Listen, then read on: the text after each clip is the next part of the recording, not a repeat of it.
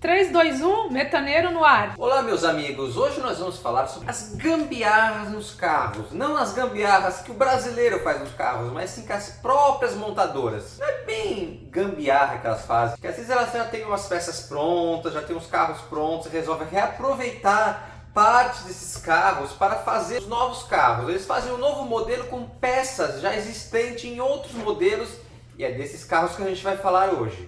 Olha, a gente tem uns que é inimagináveis. Que a gente não imagina que tem, assim, como se fosse um carro Frankenstein, né? Tem peças de outros veículos. Bem curioso. E os carros desse vídeo são carros que você conhece, são carros clássicos, muito comuns. Ou seja, tem carros que eu gosto, que eu particularmente adoro, tem carros que vocês gostam, então mente aberta e bora pro vídeo. Antes da lista, senta o dedo no like. Se você não deixar um like agora no vídeo, pode ser que no final do vídeo você acabe esquecendo. E o número 10 dessa lista é o Fiat Odd. O Fiat Odd era um sedã do 147, só que deu para ver ali que eles fizeram meio às pressas esse sedã. Embora ele tinha muitas coisas tecnológicas, seu painel era o mais moderno naquela época, ele tinha o maior porta-malas da sua categoria e é exatamente o porta-malas que parece que é uma gambiarra, porque as linhas do porta-malas não acompanham as linhas laterais do carro, parece que foi uma caixa que foi acoplada depois. Eu acho que como começou a surgir muitas concorrências, começou a surgir Monza, muitos sedãs e a Fiat começou a ficar para trás, eles falaram assim, vamos fazer um sedã. E acabaram fazendo esse sedã Odd um pouco às prestas. Odd significa hoje em italiano, no caso não seria Odd, que eles falam lá, é Oggi. O Odd ele foi lançado em 1983 exatamente para ser o sedã da linha 147. E eu tenho vídeo aqui no canal sobre o Odd, falando mais especificamente sobre o Odd. Eu vou deixar aqui na descrição. Aliás, os carros desse vídeo, que eu tenho um vídeo no canal, vai ficar tudo na descrição. O nono dessa lista é o Volkswagen Saveiro. Pois é, Saveiro. Você vai falar, pô, a Saveiro é um derivado do Gol, ela não é uma gambiarra, mas eu já vou chegar que ponto que ela é uma gambiarra. No mesmo ano que ela foi lançada, em 1982, foi lançado um pouco antes a Volkswagen Paraty. É o mesmo carro. Pegaram a parte de trás da Paraty, cortaram, tiraram esse teto fora de trás, fizeram uma carroceria e está feita a Saveiro. Tanto que até aquele desenho que tem atrás das portas dianteiras da Paraty é igual. O carro tem as mesmas lanternas traseiras, é o mesmo carro, a mesma frente, o mesmo motor, o mesmo interior. Era uma Paraty cortada, a Saveiro. Também vai estar na descrição o vídeo da Saveiro aqui, mais completo sobre a Saveiro vai estar aqui na descrição também. E você que sempre está aqui assistindo meus vídeos, por que você não se inscreve nesse canal? Se inscreva nesse canal. Olha, você vai ajudar muito se inscrevendo nesse canal. Por falar em picapes, a Fiat teve sua picape também. Ela teve sua picape feita em 1977, que era a picape City. A picape City era exatamente o 47 cortado. Literalmente, eles pegavam o 47 da linha de montagem, levavam para outro setor da fábrica, cortava o teto, reforçava a estrutura por baixo, botava uma porta no meio das lanternas, até as lanternas da picape City eram as lanternas do 147. Elas eram todas feitas à mão, as picape City. Eles pegavam lá na linha de montagem 147, levava a outro setor para ser cortado e virar picape. É lógico, eles davam uma certa caprichada, embora a tampa, deu para ver que a tampa dela era uma tampa totalmente feita à mão, porque não era aquelas tampas de picape que costumava abrir para baixo, era uma tampa que abria para lateral, na parte traseira. Em 1980, a Fiorino começa a ser feita do mesmo jeito que era feita a picape City. Só que na Fiorino, como ela tinha duas portas traseiras, tiveram que encurtar as lanternas traseiras. Como a luz de ré ficava mais para o meio, para o centro da lanterna, eles tiveram que suprimir a luz de ré da lanterna traseira. E aí, para resolver esse problema, eles fizeram tipo um backlight com uma luz de lanterna de freio em cima da placa e colocaram a luz de ré nesse backlight, ou seja, na luz de placa tinha a luz de ré integrada na luz de placa e não nas lanternas. E também as primeiras Fiorinos eram 147, que eles cortavam e faziam a estrutura do baú atrás, fazia aquele baú traseiro nas Fiorinos, e em cima da cabine da Fiorino era um bagageiro, ainda não era aquela fechada. Isso quando era a Fiorino do 147. Depois, quando era do Uno, já tinha uma carroceria própria. Inclusive a Picape City em 1981 ganhou carroceria própria, não era mais feita à mão. E a Fiorino em 1982 ganhou sua carroceria própria, parou de ser feita à mão. O número 7 dessa lista é o Ford Del Rey. Sim, o Del Rey. O Del Rey veio falar, não, Del Rey.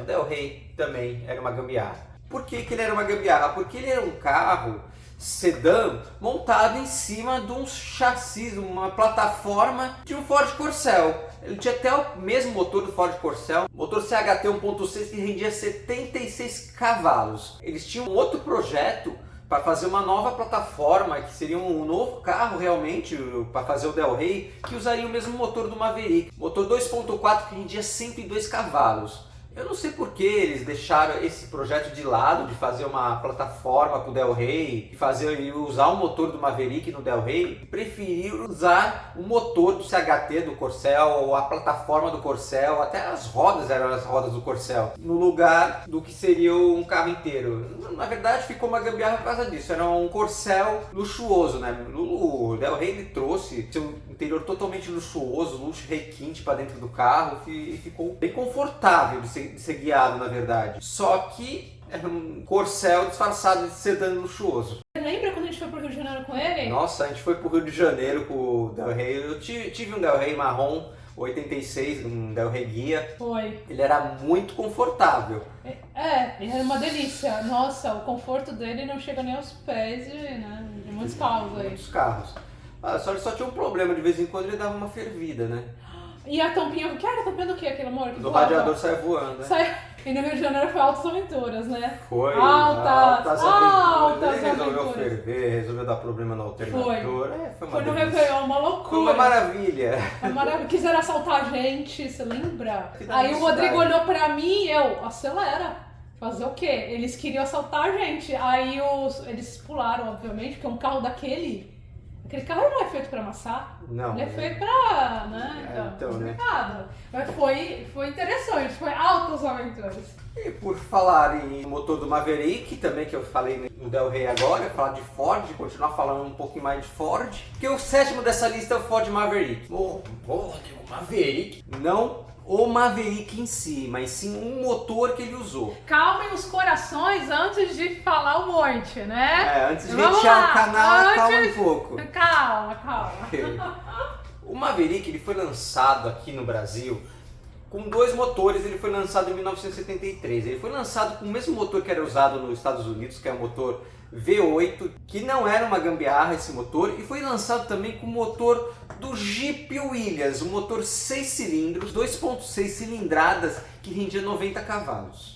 Só que esse motor do Jeep Williams, ele tinha um problema. Qual era o problema? Porque o Jeep, ele tinha um propósito diferente do Maverick. O Maverick era para ser um carro esportivo ou no máximo um carro econômico. O Jeep não. O Jeep era um carro que você ia para o barro, ia para a lama, ele tinha diferencial central, ele tinha diferencial dianteiro, diferencial traseiro, ele era um carro 4x4. Ou seja, você podia andar até fora da estrada com o Jeep. Mas é um Jeep mesmo, né? Não é o Não, renegado. o Jeep é antigo, tô falando do Jeep antigo. O Jurassic Park, aquele estilo. Não, o Jurassic Park é moderno, é o Jeep Williams, aqueles primeiros. Os primeiros Jeeps, cara, as lanterninhas redondas. E o que aconteceu? Como aquele motor era para rodar esse Jeep até na lama, ele não era um motor voltado para correr, não era um motor voltado para velocidade. Ele tinha potência, mas era um motor voltado para torque. Ele tinha um torque muito alto, porque o Jeep ele não precisava de um motor para correr, ele precisava de torque para rodar diferente, para ter força para rodar o diferencial central, para ter força para rodar o diferencial traseiro, para ter força para rodar o diferencial dianteiro.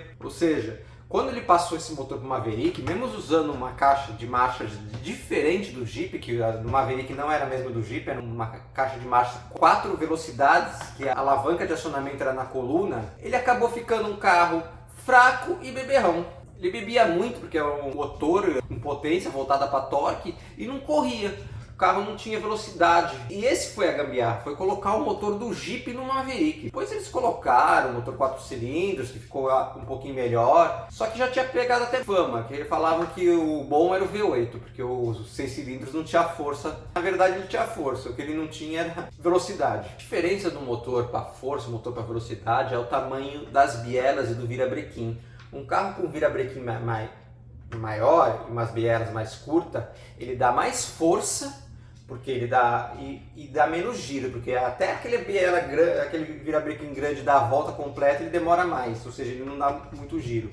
Agora o motor com um virabrequim menor e umas bielas maiores, ele dá mais giro e menos força. É nessa construção aí que o motor do Jeep Willys não ia ser bom para o Maverick. É que nem você pegar um cabo de força e for soltar um parafuso, pegar um cabo de força pequenininho, você vai fazer mais força. Agora vai girar mais também. Agora, se você pegar um cabo de força comprido, você vai girar menos, só que você vai fazer bem menos força. É a mesma coisa aqui no motor. Meus amigos, eu tenho uma loja de velas aromáticas artesanais. Eu vou deixar o link aqui na descrição do vídeo.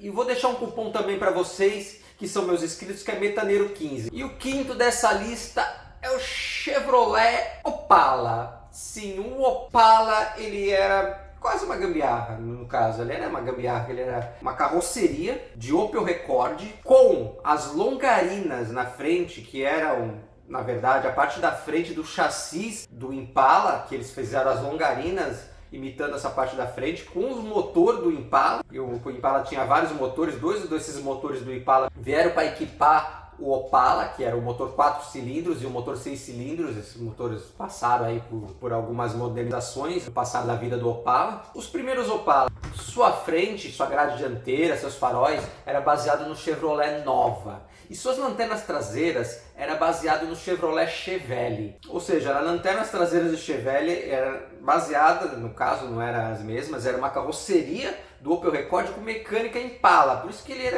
não era bem uma gambiarra, né? Era um Frankenstein, na verdade. Olha, eu amo o Chevrolet Opala, já tive 2 Opalas, na verdade. Tive um 91 6 cilindros e um 76 4 cilindros. Eu amo Opala, mas sim, tanto que o nome Opala também significa Opel com Impala, porque era chassi de Impala, motor de Impala, carroceria do Opel. O número 4 dessa lista é o Volkswagen Kombi.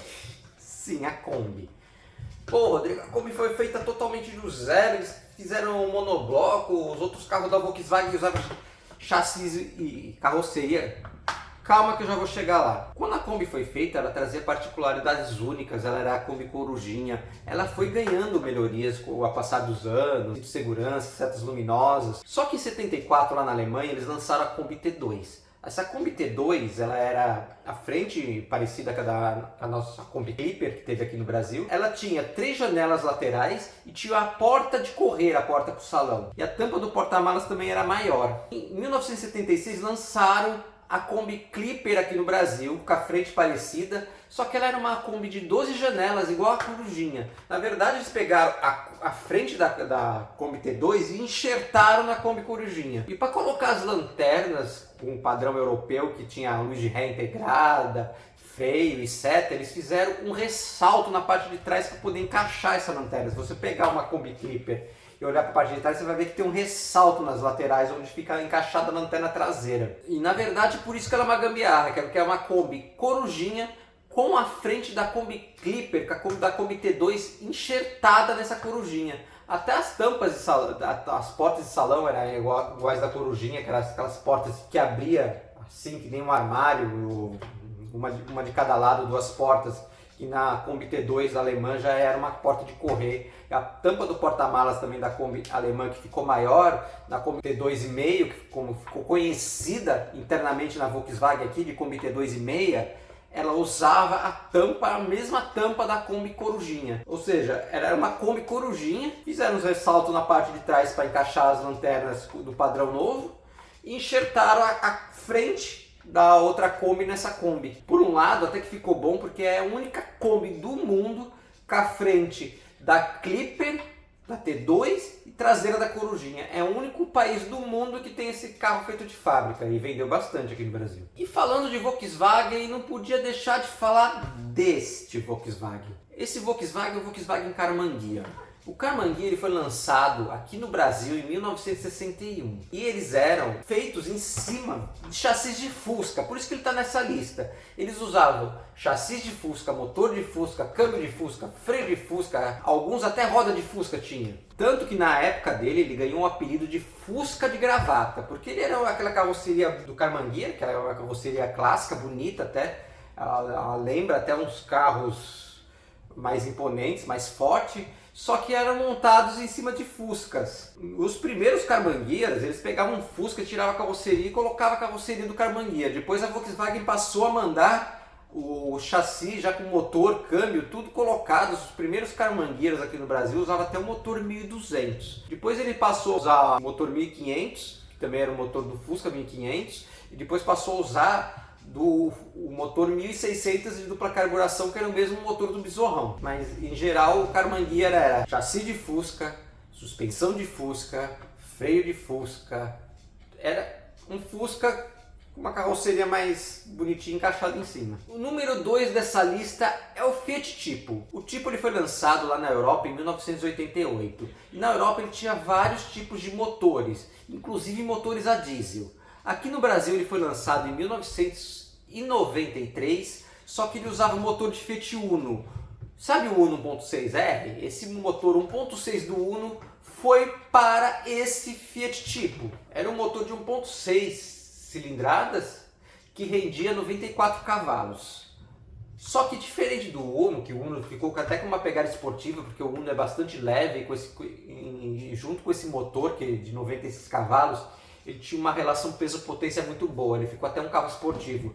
Só que no Tipo não ficou tão bom assim, ele ficou um carro pesado.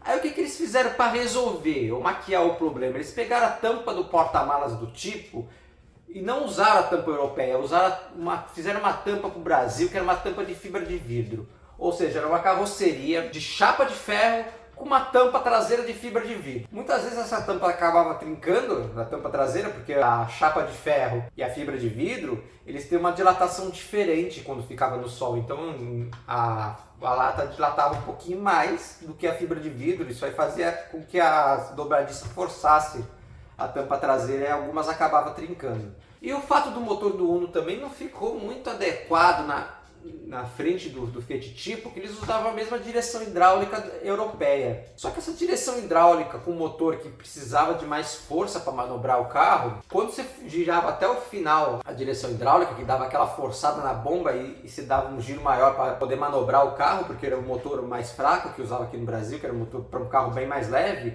acabava estourando a mangueira. Ou seja, você dava aquele giro mais forte na bomba e estourava a mangueira. Estourava a mangueira, às vezes vazava pro chão e às vezes vazava em cima do escapamento. Quando vazava em cima do escapamento essa mangueira, esse óleo, acabava gerando incêndio, acabava incendiando o Tipo. Por isso que sobrou poucos Tipos hoje, porque a maioria virou bola de fogo.